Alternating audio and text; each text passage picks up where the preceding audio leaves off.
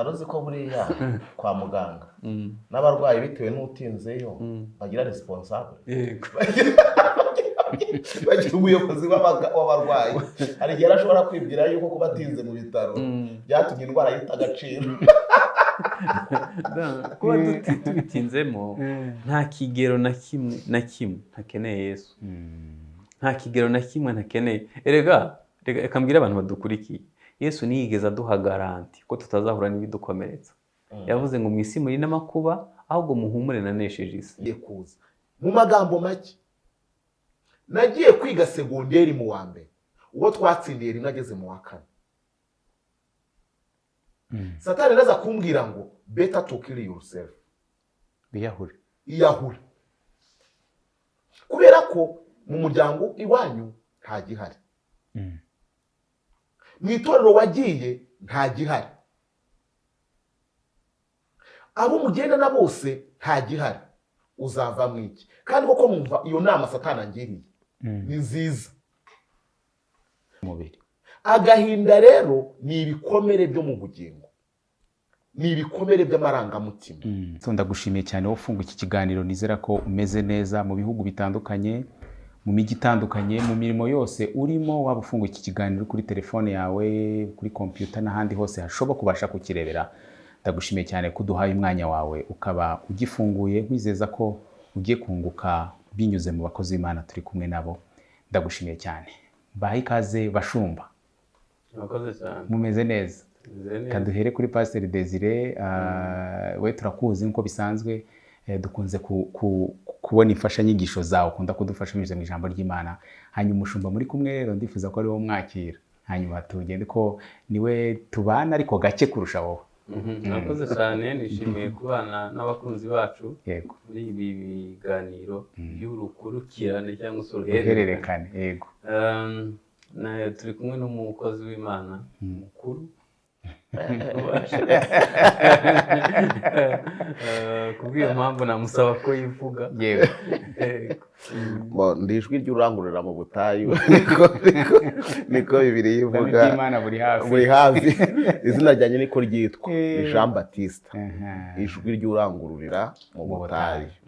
Ndi umuvugabutumwa ubutumwa bwiza bwa Yesu Kristo n'ubwami bwe, kandi kaba nishimiye kubana namwe muri iki kiganiro. Tubitse ko iki kiganiro niba ukirebye ari ubwa mbere ntabwo ari cyo cya mbere. Hari ibindi bibiri byabanje, niba utarabibonye ushobora kureba muri video ziri hasi uraza kubibona, aho tugenda tuvuga ku bijyanye n'ihungabana ndetse n'agahinda gakabije. Uyu munsi igice tugiye kuvuga ni uruhare rw'itorero. Noneho itorero ni uruhe ruhare rifite mu gufasha abafite ihungabana ndetse n'abahuye n'ibijyanye n'agahinda gakabije cyo mu ndimi z'amahanga twita depression. Reka mbere kuri Pastor Desire, ubundi Pastor, ihungabana ni iki? Hanyuma uradusobanurira ako gahinda gakabije twumva bavuga ni iki? Nta gahinda kabaho kadakabije ubundi? Ibyo bintu bidasobanura. Urakoze, birasa nkaho bikomeye kubisobanura, ariko iyo umuntu ahuye n'umubabaro ntugire icyo kogwaho, uzana igikomere, ukomereka kw'amarangamutima. Igikomere kitavuwe kibyara agahinda. Hanyuma agahinda gakabije urumva ko biba ntaco kakozweho. Hanyuma nyuma bikabyara intimba. Iyo bigeze ku ntimba nta muganga wo ku isi yabasha kubivura. Nta uraboneka kuko n'agahinda ubwako gatuma abantu biyahura, kangiza ibintu byinshi mu buzima bw'umuntu. Rero agahinda gakabije kaba gake kaba kenshi ni kabi. Ni kabi. Turaza gusobanura yenda uko umuntu yabyitwaramo. Numva ari uko gusobanurira. Yego. Pastor Tuyizere, agahinda gakabije cyangwa se ibyo hungabana turi kuvuga, Bibiliya ubundi bivuga heki? Hari aho byanditse muri Bibiliya ubundi bihurira hehe n'ijambo ry'Imana? Ko ushobora kubyumva kumva ko biraba bari abantu bari hari hirya hanze y'itorero cyangwa hanze y'urusengero, reka dukoresha urusengero, ariko se Bibiliya hari icyo bivugaho bijyanye no gufasha abantu kuba bafite agahinda gakabije ndetse n'ihungabana? Murakoze cyane.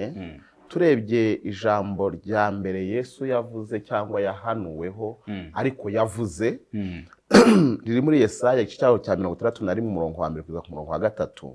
Haravuga ngo umwuka w'umwami Imana ari kuri nge, kuko Uwiteka yansize avuga ngo amavuta ngo mbwirize abagwaneza ubutumwa bwiza, yantumye kuvura abafite imvune mu mitima no kumenyesha imbohe ko zibohowe no gukingurira abari mu nzu y'imbohe, kandi yantumye no kumenyesha abantu umwaka w'imbabazi z'Uwiteka n'umunsi Imana yacu izahoramo inzigo no guhoza abarira bose. Yantumye no gushyiraho itegeko ab'i Siyoni barira, ryo kubaha ikamba mu cyimbo cy'ivu n'amavuta yo kunezerwa mu cyimbo cy'ubwirabure n'umwambaro w'ibyishimo mu cyimbo cy'umutima wihebye, kugira ngo bahere ko bitwe ibiti byo gukiranuka byatewe n'Uwiteka ngo bimuheshe icyubahiro. Urumva ko Bibiliya, ijambo ry'Imana rigaragaza neza yuko agahinda gakabije, intimba zo mu mutima ziri muri misiyo, ziri mu butumwa bukomeye mu byazanye Yesu.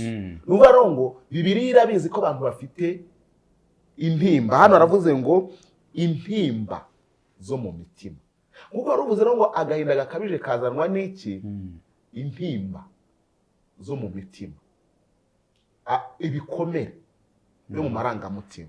Aha ngaha ndagira ngo iyo tuvuze agahinda gakabije mu itorero, bisa nk'aho bitakumvikana cyane, ariko agahinda gakabije ku baba mu nsengero, kuko itorero rya Kristo, itorero akenshi rifite umunezero uturuka mu ijuru. Ariko abantu benshi bari mu nsengero, ese aka gahinda gakabije gaturukahe? Kameze gate? Komereza aho natubwiye, se barahari ahubwo? Nari ngiye guhera aho ngaho. Yesu, Pawulo yandikira Abatesalonike, iryo jambo narikunda cyane, mu gice cyaho cya 5:23 yaravuze ngo Imana y'amahoro ibeze rwose, mwebwe ubwanyu n'umwuka wanyu n'ubugingo bwanyu n'umubiri wanyu birarindwe, bitazabaho umugayo ubwo Kristo Yesu azabagize ute? Agarutse. Aha ngaha dusanga umuntu afite ibice bitatu by'ingenzi: umwuka, ubugingo n'umubiri. Agahinda rero ni ibikomere byo mu bugingo, ni ibikomere by'amarangamutima. Warumbaje yatese abo bantu barahari? Nibo gusa ahubwo, kuko izi nsengero tuvuga pastor, abantu bazi ko zera, kandi n'ibiberamo byera, ari ahantu h'amahoro. Hari uwavuga ngo harimo abahungabanye, harimo abafite agahinda gakabije, akumva urakabije kuba bahari barimo. Burya kenshi kikujyana ahantu nicyo usangayo. Ni ukuvuga ngo igitumye ujya ahantu nicyo usangayo. Umuntu ajya kwa muganga kubera ko arwaye, yageze yasanga y'abarwayi, ntawe urwara wenyine. Umuntu ajya mu isoko kubera ko agiye guhaha, iyo agezeyo asanga y'ibicuruzwa n'abandi bagiye guhaha. None rero abantu benshi bibwira ko, wakwibwira ko mu rusengero haba abantu bera bakiranuka gute? Nawe wagiyeyo ujyanyeyo n'ibikomere, uri indembe. Ni ukuvuga ngo abantu tugomba kumenya ko urusengero, yenda nkunda kuvuga ko urusengero abantu bakwiye kurufata nk'ibitaro. Kwa muganga haba abantu b'ibyiciro 4 cyangwa 5. Icyiciro cya mbere kiba kwa muganga, ari nacyo cyatumye ibitaro bibaho, ni abarwayi. Kandi abarwayi barwaye indwara zigiye zitandukanye. Icyiciro cya kabiri ni abarwaza, baba kuri b'abarwayi. Icyiciro cya gatatu ni abakozi bo kwa muganga. Mu bakozi bo kwa muganga nabo harimo abantu bagize batandukanye, bafite ubumenyi butandukanye. Abakozi bo kwa muganga bose ntabwo bazanwe no kuvura, hari abazanwe no kwakira amafaranga, bakora muri kontabilite. Bo batitaye ku burwayi bwawe, bashinzwe kureba niba waratanze mitiweli. Byo kuza ubabaye imbavu, ukorora urembye ntibimureba, watanze mitiweli ko ari uravurirwaho. uwo nguwo rero ari igihe gukomeretsa kubera ko icyo akeneye n'amafaranga ntabwo yitaye ku kurwanya akazi afitemo n'ak'amafaranga. Hari undi rero ushinzwe amasekirite, hari undi ushinzwe n'isuku, ibyo kumubwira ngo njye umuntu arwaye indwara ngo ituma ngo ngire isesemi ngo ngarukaho mbonye, uri kumwangiriza akazi ke, uzaruka gusunike kubera ko ari aho ngaho. Ntabwo yazanywe no kuvura, yazanywe no gukora isuku. Undi ntiyazanywe no kuvura, yazanywe no kwakira amafaranga. Undi ntiyazanywe no kuvura, yazanywe na sekirite. Noneho hakaba icyiciro cya kane rero ari cyo cy'abaganga. Muri abo baganga rero naho hakabamo categories. Harimo muganga ukwakira akagusuzuma, ariko hari na muganga w'umuspecialist. Iyo ugeze no kwa muganga ugahura n'ibyo byiciri byose, ushobora kujyayo ufite indwara yoroheje ukavayo wanduye indwara igize ute ikomeye kurushaho, kuko kwa muganga hari indwara zandura. No muri babaganga rero nabo bavura babandi baje kwa muganga nabo harimo abarwayi. Dominique, nurajya kwa muganga ngusange muganga arwaye gripe kandi nawe wagiye kwivuza gripe, arwaye malaria kandi nawe wagiye kwivuza malaria. Si igitangaza rero mu rusengero rero naho nuko hameze. Hari abaje abari mu rusengero benshi ni abarwayi baje gushaka muganga, ariko bagezemo hari uwaje arwaye amahane, hari uwaje arwaye amagambo, hari uwaje arwaye ubupfubyi, hari uwaje arwaye ubukene, hari uwaje arwaye kubura urubyaro. Asangamo uwarwaye kubyara benshi akabura icyo agira ute abagaburi. Noneho umwe yatega amatwi undi, umwe yahagarara akavuga ati njyewe mana kuki utampaye abana, undi akavuga ati ceceka ntuzi ibi ni ibiki. Abo rero barakomeretsa. Noneho rero hari n'abo twari duhanze amaso, babandi baturi imbere, twakwita abashumba, twakwita abayobozi, nabo harimo abarwayi bafite indwara. Noneho ugatungurwa nuko uzasanga hari abaje mu rusengero bakomeretse, hari n'abakomerekeyemo kubera ko baje bibwiye yuko bagiye ahantu hatagatifu, bahasanga inkomere kandi ataragize ute atabyitegura. Mbumva rero muri make abafite intimba nyinshi mu mutima mu rusengero barahari, kuko aya magambo Yesu yavuze ntiyavugiye mu isoko, ntabwo yavugiye mu mujyi, mu muhanda, ntabwo yayavugiye mu isinagogi, kandi irimo abanyamategeko, irimo abafarisayo, irimo abasadukayo, irimo abantu bazi ko bagize. Ariko arababwira ngo uyu ni umwaka wo kuvura abafite iki intimba, bafite imvune mu mitima.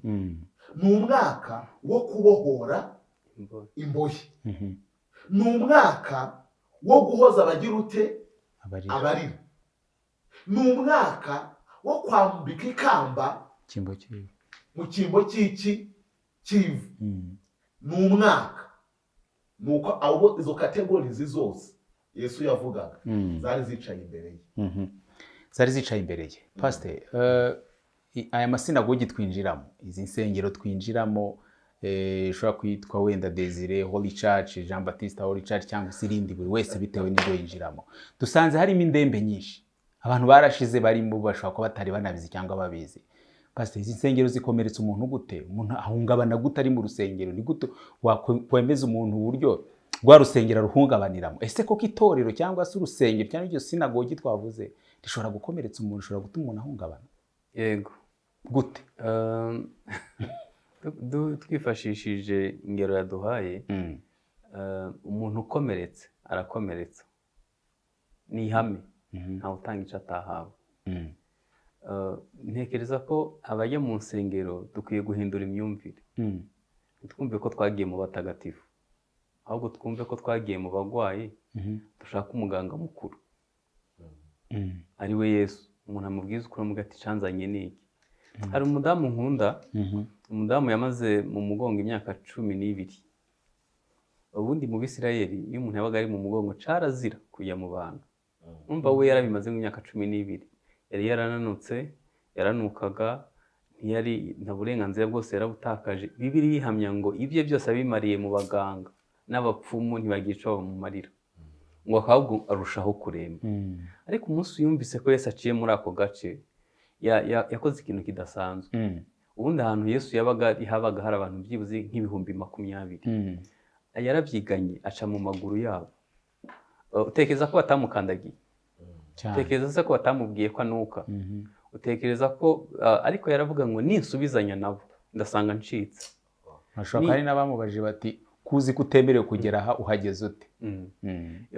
Yarahanze amaso umukiza ntiyayahanga abamuca intege. Rero kuba twaragiye mu bantu badukomeretsa, abadukomeretsa baduha ico bafite, nabo barakomeretse, twese turi mu nzira, tukwiye guhanga amaso umukiza. Kandi nutinza amaso kuba gukomeretsa, ugatinza amaso kuba kubwira ko bitagenda, uzasanga gucitse. Igihe cyawe kizaba kiriho kiragenda. Nibaza ko dukwiye guhanga amaso Yesu nk'umukiza. Buri wese amufitiye uburyo bwo kumukiza ku giti cye. Hanyuma ikindi navuga nuko gukira bikwiye kuba amahitamo yacu.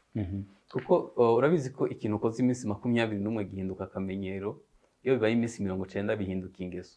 Ndebera nk'umuntu yakomeretse imyaka 25. Uwo muntu ibikomere biba byarivanze nawe, byarahinduye imyumvire, byaratokoje imitekerereze ye, byarahinduye imibanire ye n'abandi, uburyo abonamwe ibintu byose byaracuramye kubera gukomereka. Nawe ubwe ni igikomere kigendaho. Niyo mpamvu akubwira ati abagabo bose n'ibikoko, abagore n'abana b'abandi. Akakubwira ko nta mushumba n'umwe muzima kwisabaho. Iyo bigeze igihe umuntu afata abantu akabashira mu gatebo kamwe, abarembye mu by'ukuri. Ubu ndamutse nambaye indorerwamo zitukura nabona ibintu byose bitukura. Icyo gihe rero biba bisaba cyambere gukoresha amahitamo, kuko icyo gihe iyo bimeze gutyo umuntu akubwira ngo ngende umunyakuri, ngo ukuri komeze muzamfata uko, kandi uko ameze nabi, kubera byarangije kwivanga nawe ntabona ko arembye. Biba bisaba rero ngo ubundi ijambo ry'Imana rimara riratumurikira, ukatavuga ati yo burya bwose nuko umeze. Umenya ko uri muzima, ko utari muzima iyo uhuye n'abazima. Reka nze ntange nk'akagero kamwe. Umunsi umwe narindi mu rusengero, hanyuma abana b'abasore barabyina baca umugara, babyinira Imana pe. Ngewe kubyina nta kintu bimbwira, nta n'imikino nkunda. Reka nguhe nk'urundi rugero, nk'iyo mbonye abantu biruka inyuma y'umupira ndaseka.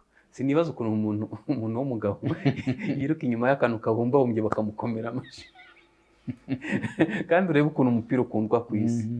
Noneho nicara nisubiramo ndavuga nibareba afite ikibazo cyangwa ninjye ufite ikibazo. Naje gusanga amarangamutima yanjye yarahungabaniye ku myaka 3. Hamwe umwana akina to utwondo. Sinari mbyemerewe, ntayo mahirwe sinayagize, hanyuma birifunga.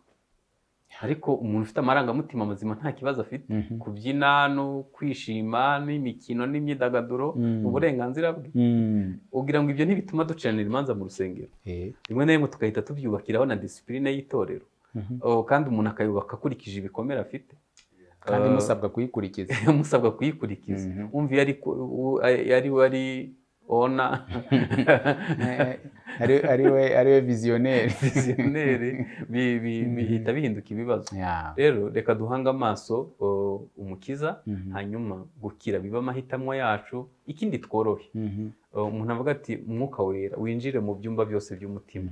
Ubundi tubyita ibyumba by'umwijima, hahandi udashaka ko abantu babona, udashaka ko hagira umuntu avugaho, umuha uburenganzira yinjiremo.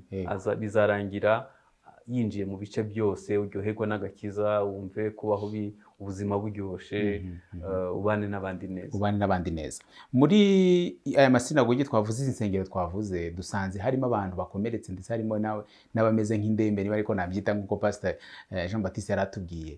Muri aba bantu barwaye Pastor, ni intama zirwaye cyane no mu bashumba naho harimo abantu bitahagaze neza?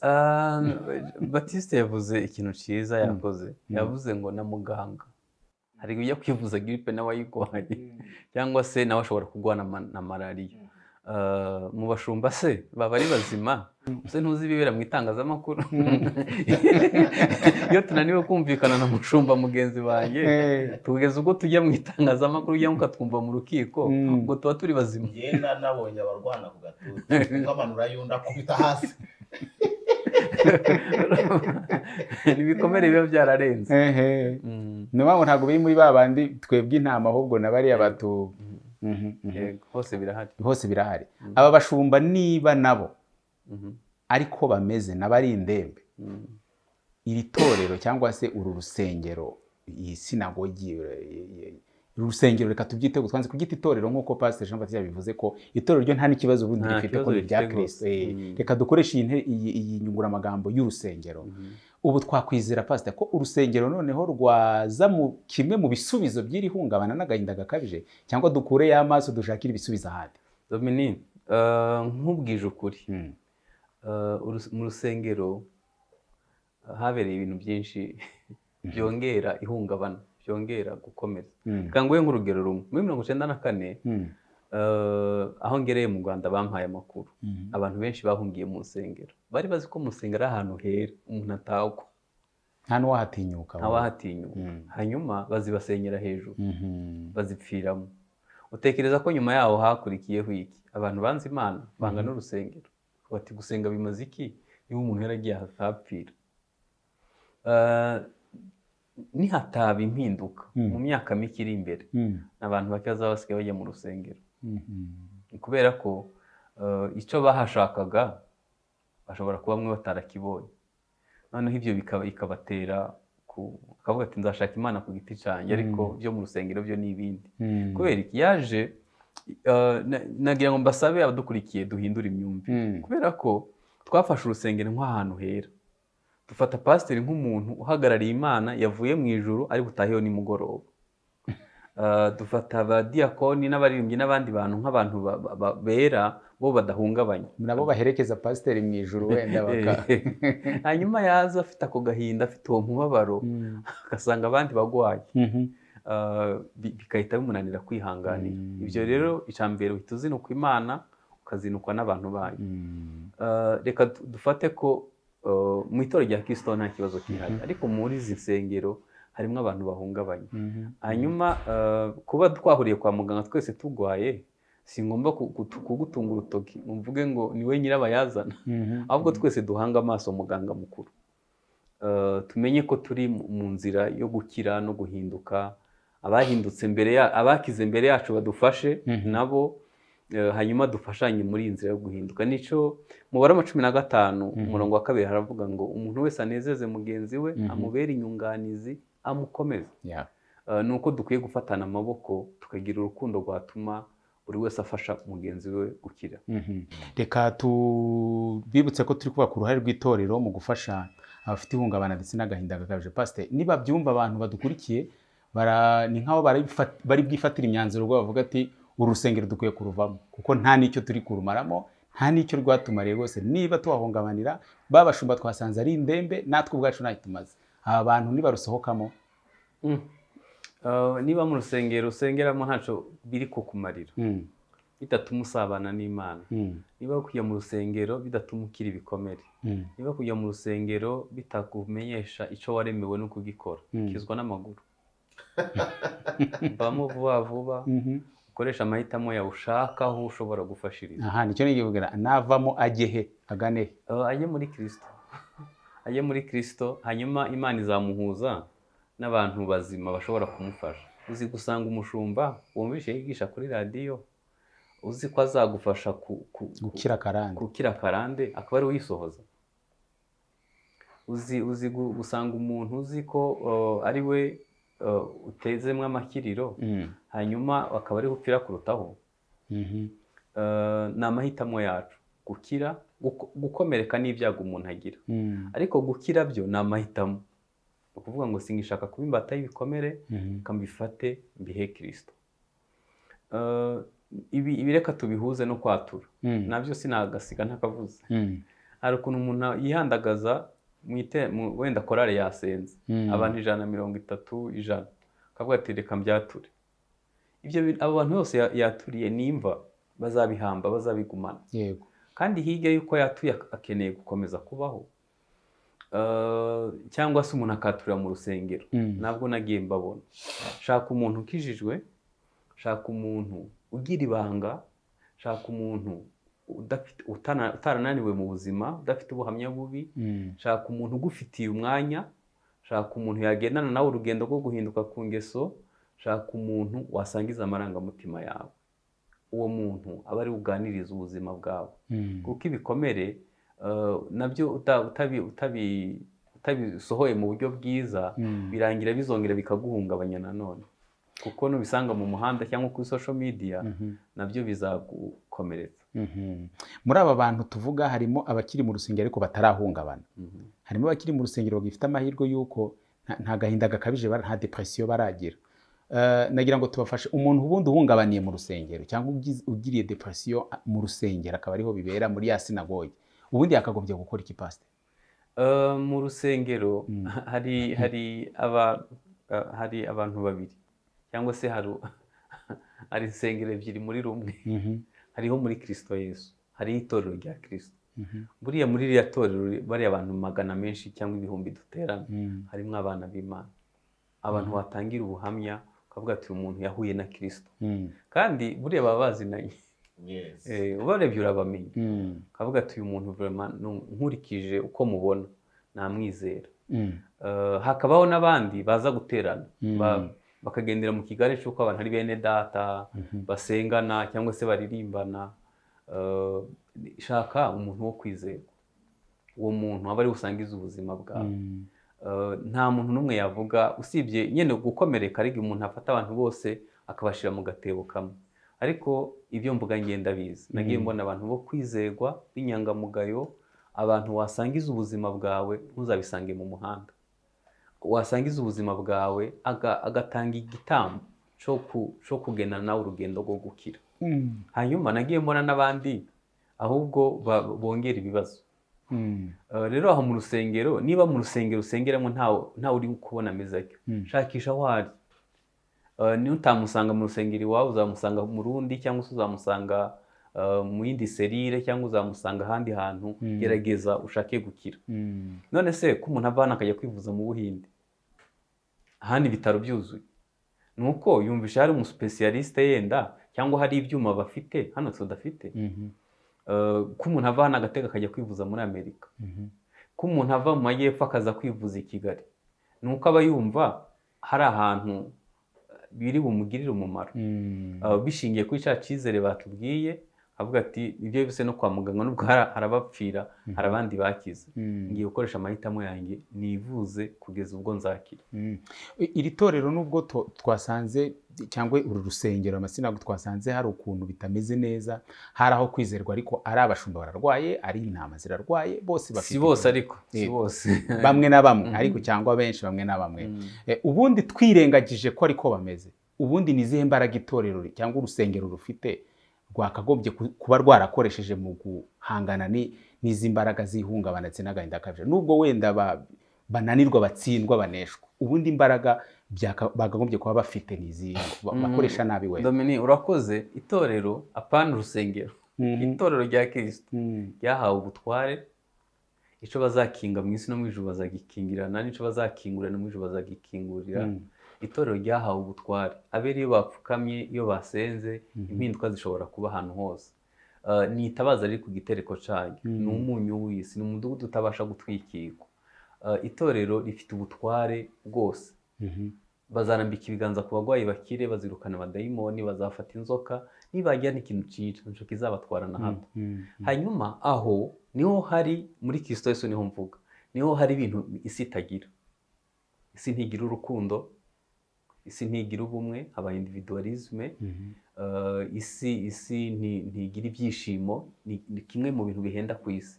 Harimo ibyishimo bikugwa menshi, ntigira imbabazi. Ntigira imbabazi. Hanyuma ibyo bintu byose mvuze n'ibindi ntavuze, abantu bakwiye kuza kubishakira muri Kristo. Mu Mana niho biba bisigaye. Itorero rero, ndeho ndavuga itorero apana urusengero, itorero rya Kristo Yesu niryo risigaranye ubwo butunzi, niryo rifite iby'isi idafite. Hanyuma abantu rero, abantu baribesha bakinjira mu itorero cyangwa mu idini bakagira ngo binjiye muri Kristo. Reka mbihuze n'ihema. Ihema ryagira hanze ahera n'ahera cyane.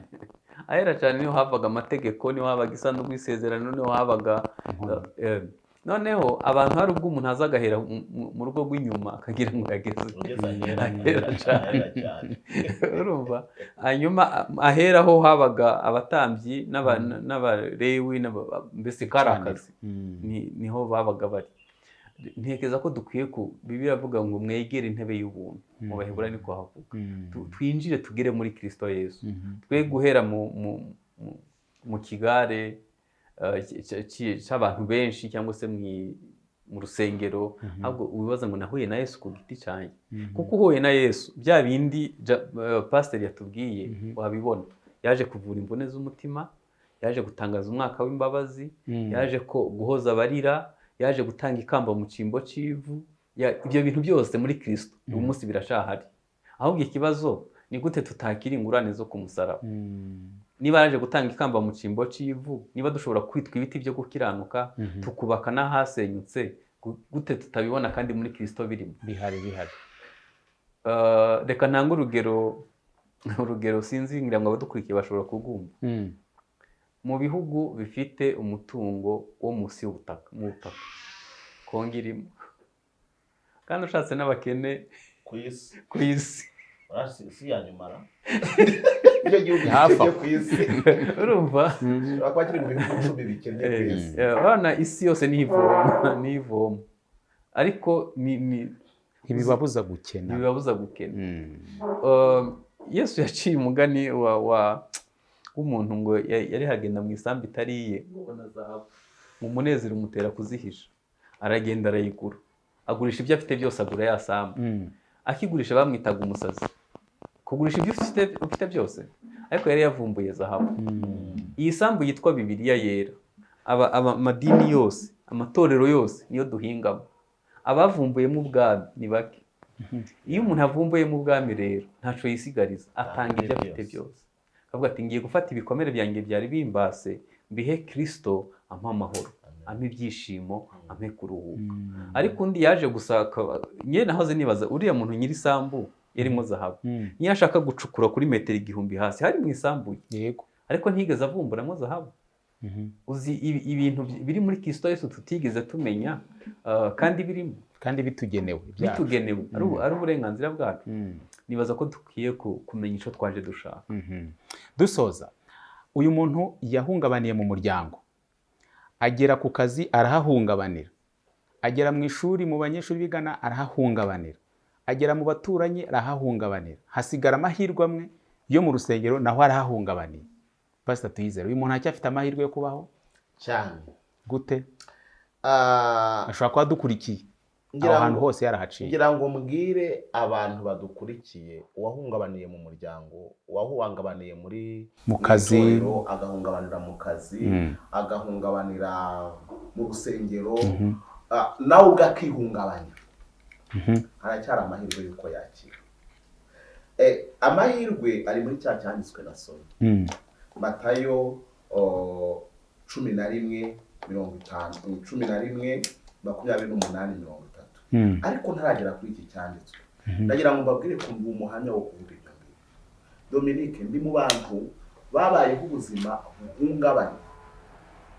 buhungabanye, mfata icyemezo, nafashe icyemezo cyo kwiyahura inshuro ebyiri, numva ko ubuzima bwanjye nkwiye kuburangiza. Kubera iki? Nari mfite ibintu bitatu, sinza kwitindamo, nubishaka uzamvuga. Sinagera igihe cyo njya ngukunda kubwira abantu, ariko mfite ubuhamya burebure. Njyewe nahungabaniye mu muryango, nakomerekeye mu muryango wanjye, bitewe n'amateka y'umuryango. Amazina y'iwacu, umwana wacu wa mbere yitwa Mukandiyere, uwa kabiri yitwa Nyirasiriho ku bwabo, uwa gatatu yitwa Inkamiye, uwa kane yitwa Ukeneye Kuke, uwa gatanu yitwa Tuyizere. Hari ishuri nari ndiho niga, nandika paper ivuga ngo the power of name. imbaraga z'izina. Iyo wumvishe amazina y'iwacu yose ni amazina akomeretse, nakomerekeye mu muryango rero. Ukeneye kuki? Ukeneye kuki? Nzabikubwira Dominique. Yego. No mugize amatsiko menshi. Noneho maze gukomerekera mu muryango njya mu rusengero. Kandi ngiye mu rusengero numva niho nzaruhukira. Ngirukiramo ndi umwana kandi koko mbonamo umunezero, mboneramo ibyishimo, ariko nza gukomereka. Ndi mu bantu mw'iki gihugu bashobora kuba barakoze ibizamini byinshi bya leta batabitsindwa babitsinda, ariko nkabura amafaranga. Nakoze ikizamini bwa mbere mbura amafaranga ajyana ku ishuri, nsengana n'abantu n'imbere ku gatuti haba igiseke cyo gufasha abatishoboye, abakene mu rusengero. Nsinda bwa kabiri, aho kumfasha ngo njye ku ishuri bakambwira ngo nze mesera abana babo, nze nkorere imirimo imeze gutya, ndakomereka. Umunsi umwe Satani aranganiriza, arambwira ngo ubona future yawe izabiye ntayo. Uretse ubu ngubu ibintu biri kugenda bigira, ariko mbere Dominique, iyo watsindaga muri quartier, ababyeyi bose mwashobora gutsinda muri 2 mu murenge, 3 mu murenge, bakazafata varize bakavuga ngo abana wo kwa runaka, bakagenda. Mwagaruka ukagaruka ubona inzara zaratonotse, ibintu byaragenze neza, bavuga igifaransa. Ngewe uko intoki z'abandi zacyaka bagiye kwiga, izanjye zabaga zabarabaye imikongote. Wari wasuhuza umuntu ukumva intoki ze ukagira ngo zigiye ukagira ngo zigiye kugukeba. Ikiganza gikomeye nk'ikirenge. Ikibazo rero cyari gikomeye. Wowe unkurikiye birashoboka yuko igikomere cyawe kibyuka kubera ko imvura iri kugwa, kubera ko abaguhigaga wari wihishe mu gihe imvura ikakunyagira. Urashoboka ko igikomere cyawe kivuka ari uko ubonye abandi abakikiye abana wowe ukajya bakwibuka yuko urubyaro warubuze. Birashoboka yuko igikomere cyawe kivuka, ngewe igikomere cyanjye cyavukaga buri gihe periode yamberaga mbi cyane, ni periode y'ifunga ry'iki y'abanyeshuri. Uko nabonaga abo twiganye bagiye kuza. Mu magambo make, nagiye kwiga segonderi mu wa mbere, uwo twatsindiye rimwe ageze mu wa 4. Satani naza kumbwira ngo better to kill yourself, iyahure. Kubera ko mu muryango iwanyu nta gihari, mu itorero wagiye nta gihari, abo mugendana bose nta gihari, uzava mwiki. Kandi koko mwumva iyo nama Satani angiriye ni nziza. Buri gihe iyo ngiye iwacu njya ahantu nari nicaye, Satani ambwira ngo niyahure. Kamubwira ngo Satani nabayeho. Dominique, n'icyatumye ntiyahura. Mu gihe numvaga iryo jwi rimbwira ngo iyahure, numvishe irindi jwi rimbwira ngo ibyo nibwira kukugirira Amen. ni ibyiza, si bibi, ntabwo ari bibi, kugira ngo nkureme mu mutima ibyo uzabona hehe hanyuma. Ntangira gusenga. Nakize igikomere ryari. Nakize igikomere. Nararirimbaga ntumenye ko mfite igikomere.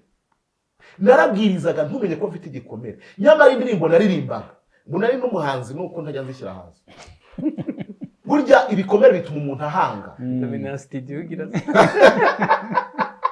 Ibikomere bituma umuntu ahanga. Ari indirimbo nakundaga kugira ivuga ngo inkunguzi y'inkwari ishoka gaca kayibona. Se ni imagine lyrics zayo. Najya kubwiriza, kabwiriza nyine shingiye. Umunsi umwe nza gusoma ijambo ry'Imana. Amen. Muri Yohana 3, igice cyaho cya 3, haravuga ngo kugura ukunda Imana yakunze abantu. Amen. Ariko ikiganiro Yesu yagiranye na Nikodemo, reka ikiganiro rero kukigira kirekire. Yego. Naje gukira ibikomere byanjye byose. Ari uko nsobanukiwe yuko napfanye na Kristo, hambanwa nawe, nzukana nawe, njyanwa nawe mu ijuru, mu buryo bw'umwuka, kandi ko imigisha yose yo mu buryo bw'umwuka Imana yayimpereye hehe? Muri Kristo. Navanye amaso kuri papa, mvana amaso ku bashumba, mvana amaso ku itorero, shyira amaso kuri Kristo. Kuva uwo munsi kugeza ubu ndanyuzwa. Amen. Kuva uwo munsi kugeza ubu nta mutima wo kwiyahura, ahubwo mba mvuga ngo ubwo umwami Yesu ankunda ndi amahoro.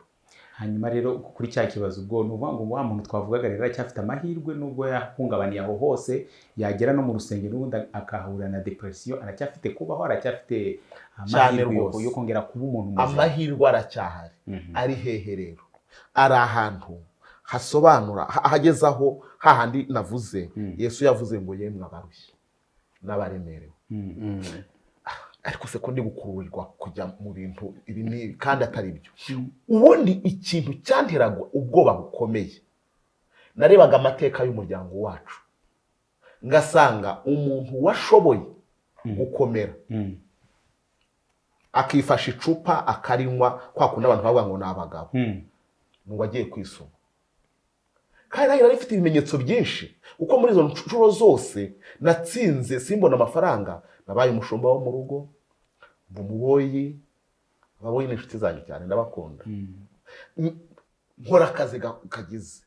Iyo narebaga rero ubuzima bwanjye bw'ejo hazaza nabuhuzaga n'ubw'iwacu aho nkomoka, ariko nza kubona ubuzima muri Kristo, aho bavuga ngo iyo umuntu ari muri Kristo Yesu aba ahindutse icyaremwe gishya, ibya kera biba birangiye. Maze kumenya ko Valeri yanjye muri Kristo naravuze wawo, burya se ni icyaremwe gishya. Nagiraga ubwoba bwo kurimbuka. Abantu benshi baba mu madini bahora kuri pressure yo kurimbuka, bahora bakira ubuhanuzi butuma bataryama, buvuga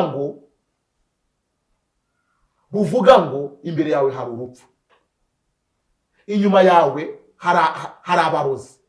Ugasanga uri muntu yafunze isura arikanga umurozi, ari imbwira kandagira ati babyimye. Nza gusobanukirwa yuko kubaho ari Kristo no gupfa ni inyungu, hahirwa bapfa bapfira mu mwami. Nari mfite nagiraga ubwoba bwo kurimbuka kuko rero nasomye kandi nakundaga Imana. Noneho ngasoma ngasanga Bibiliya iravuga ngo ninde uzahagarara ku musozi wawe wera? Ni ufite amaboko atanduye. Kandi interpretation church yari yarambwiye yuko nzakizwa n'imirimo yanjye. Nza gusanga ijambo ry'Imana rirambwira ngo abamwemeye bose bakizera izina rye yabahaye ubutware bwo kuba abana b'Imana, bakaba baragwa.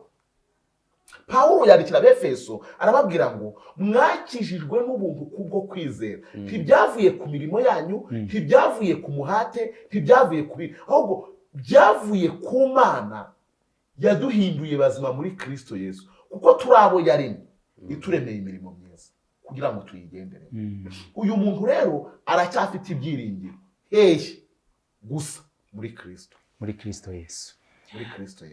Dusoza cyangwa se dusubika, kuko iki ni igice kimwe muri twinshi tuzagenda twumva. Uyu munsi twe tuvuga ku ruhare rw'itorero mu gufasha abahuye n'ihungabana ndetse n'agahinda gakabije. Pastor, dusoza, iri torero cyangwa se izi nsengero nubwo ari gutya byagenze, niba dusanze abahungabaniyemo bagifite amahirwe yo kuba bakira nubwo bahungabaniye, iri torero ryo ryagakwiye gukora iki ubu ngubu kugira ngo rigarure ibyapfuye, rizura ibyo ryishe, ryongere ritanga icyizere ku baririmo ko batazongera guhungabana cyangwa se bashobora no gukira, niba bishoboka ko byakosoka? Ni iki torero, ni iki urusengero rwakora?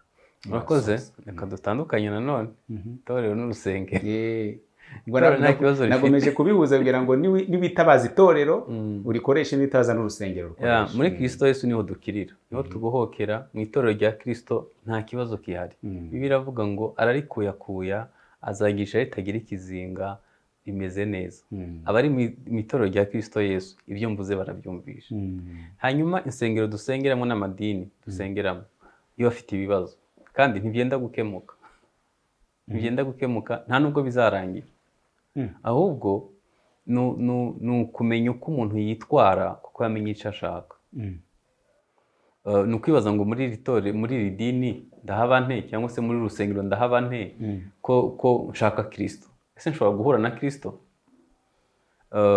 Hanyuma ikindi navuga ku nsengero n'amadini, uhereye kumwe twavuzeho hejuru kugera ku waje uwo munsi, abantu bose bamenye ko bakeneye Kristo. Kristo nk'umukiza w'ibikomere, Kristo utanga agakiza kuzuye, Kristo uhindura ingeso, Kristo wo muri bikomere, Kristo ushobora gukora ibyo. Hari ukuntu sinzi niba mushumba warabibonye, hari ukuntu umuntu aza akahamara nk'imyaka 10-20 agasigara ugira ngo we ashinzwe kugenzura abakizwa n'abadakizwa, kugira ngo we yageze ku rwego rw'ubutagatifu atakibikeneye. Ariko reka ntange nk'urugero rumwe rwa kamere. Igihe cyose ngihumeka, waruzi ko buriya kwa muganga n'abarwayi bitewe n'utinzeyo bagira responsable, bagira umuyobozi w'abarwayi. Hari igihe ashobora kwibwira yuko kuba atinze mu bitaro byatumye indwara yita agaciro. Kuba tubitinzemo nta kigero na kimwe ntakeneye Yesu. Nta kigero na kimwe ntakeneye. Reka mbwire abantu badukurikiye, Yesu ntiyigeze aduha garanti ko tutazahura n'ibidukomeretsa. Yavuze ngo mu isi muri n'amakuba, ahubwo muhumure nanesheje isi. Ikintu Kristo adukorera ni iki? Adukura munsi yo gutsikamigwa n'ibidukomeretsa, akaduha kubaho dufite amahoro kandi bihari. Ibyo rero biba muri Kristo Yesu, ntabwo biba mu itorero, ntabwo biba mu idini, ntabwo biba mu rusengero, ntabwo biba mu idini, biba muri Kristo Yesu. Dukwiye kumenya icyo Kristo yaje gukora mu buzima bwacu. Hanyuma iyo umuntu azi icyo ashaka, amenya n'aho agishakira. Ibyo bizatuma buri wese abaho yuzuzanya na mugenzi we, hanyuma dufatana amaboko twese turushaho gukira. Nitugira porosantaje nini y'abantu bakize mu rusengero, bizaborohera gufasha abaza. Ariko dukwiye kumenya ko urusengero atari ihuriro ry'abatagatifu, ahubwo turi mu nzira yo gukira. Abantu bashobora kuba baratakarije icyizere amadini, ayo madini bakomerekeyemo ku buryo ushobora kuvuga ati ejo mu gitondo mfite gahunda yo kurivamo nkagenda. Ni ikihe kintu wamuremamo kimubwira ko byibuze atari cyo gisubizo? Hanyuma wenda uraza ushobora no kubihuza ko bamubwira ati niba bigari sohoka ujye muri Kristo. Ariko se kujya muri Kristo hari igihe turi kuhavuga kugira ngo ni nk'indi nguni turi buze kuvamo dusohoka mu marembo y'idini dusohoka. Urakoze. Ngewe maze imyaka 15 nkora umurimo wa gipasiteri. Nayoboye urusengero igihe kinini.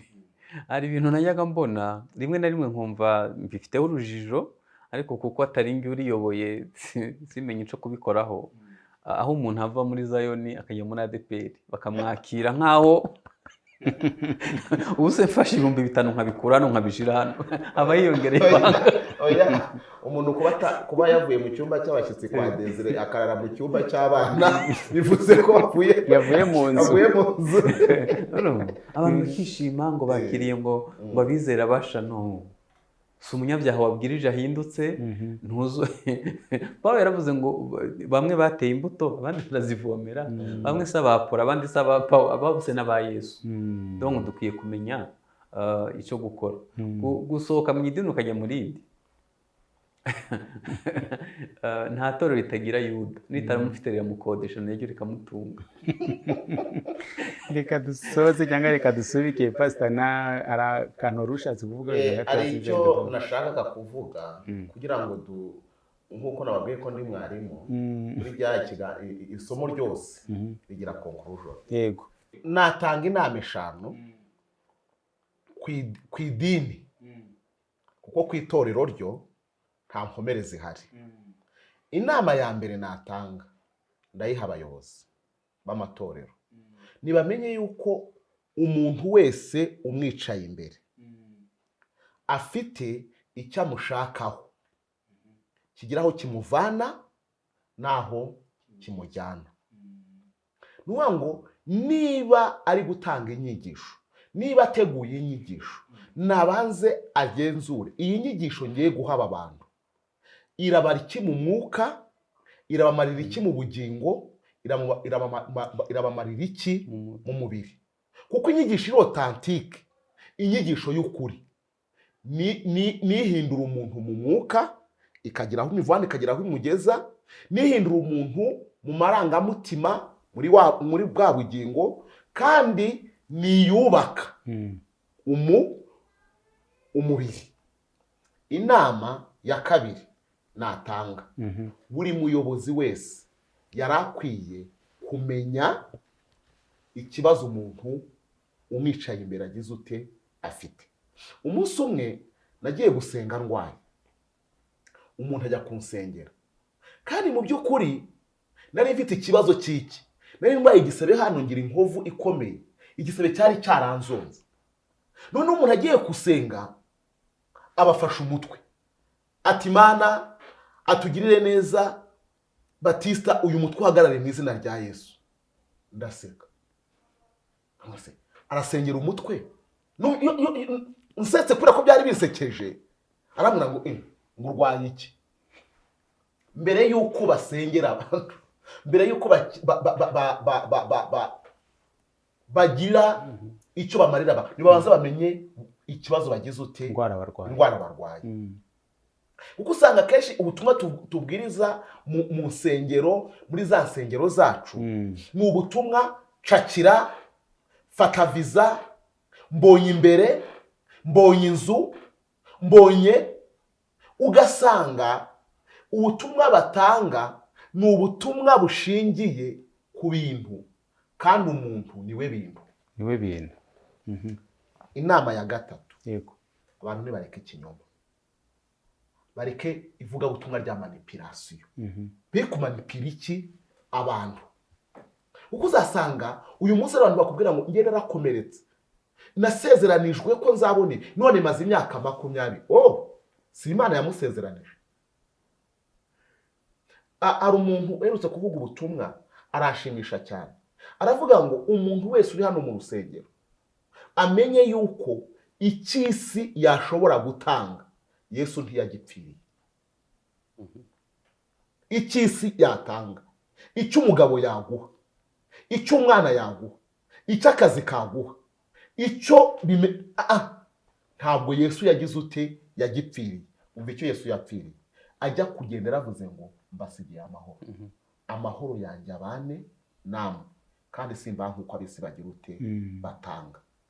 Abantu rero nabwira abayobozi b'insengero, abavuga butumwa, abita abahanuzi, nsigaye numva n'abavuga ngo twaje, ugasanga muri gospel bazanyemo gutwika, ngo batwitse hagize ute hahiye. Nibareke abantu be gushyishwa n'ikinyoma, bahishwe n'umwuka wera, n'umuriro wa Pentecote, n'umuriri wa Pentecote.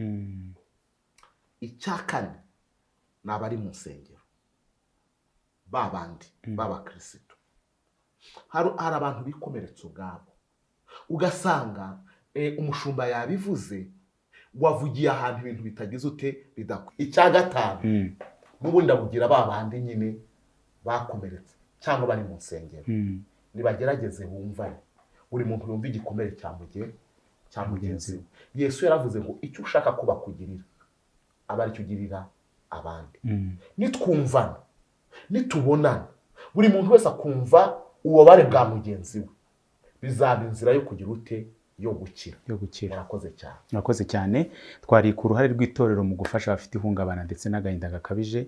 Ni igice cya gatatu, ariko haracyari ibindi bice biri imbere tuzakomeza kubyumva. Pastor Tuyizere Jean Baptiste, turagushimiye, Imana iguhe umugisha. Murakoze cyane. Pastor Desire Habyarimana, Imana iguhe umugisha. Hanyuma nawe ugiye kudusengera kugira ngo ibi byose tuvugiye hano ntibisigare hano, kandi uyu muntu wari uri kutwumva akabasozanyije natwe, yaba atari we wahungabanye cyangwa afite uwahungabanye, bizamufashe kumva ko muri Kristo Yesu niho honyine abantu badahungabana. Ikaze mu isengesho. Data, mu izina rya Yesu turagushimiye ko mu byo wasigiwe harimo gukiza imvune z'umutima. Turagushimiye ko ukura abantu bawe munsi yo gutsikamirwa, bakabaho bafite umudendezo muri Kristo Yesu. Uyu muntu udukurikiye turasenze kugira ngo umwomore, kandi ibyaha yakoreshejwe n'umutima ukomeretse ubimubabarire. Ndasenze kugira ngo umuhishurire ko gukira kuri muri Kristo Yesu. Ndasenze kandi kugira ngo itorero rimenye uruhare rwaryo mu gufasha abahungabanyijwe n'ibitandukanye. Uduhe kugira abantu beza, abakristo badatsikamiwe, badafite agahinda gakabije, ahubwo bafatanya kwamamaza ubwami bwawe kugira ngo ingoma yawe yongere hose. Komeza kubana natwe muri byose mu izina rya Kristo Yesu, amen. Amen. Iki kiganiro niba kigufashije ugisangize n'abandi kugira ngo dufatanye gutanga ubutumwa bwiza bwa Yesu Kristo. Naho mu kiganiro kizakurikira, shalom shalom.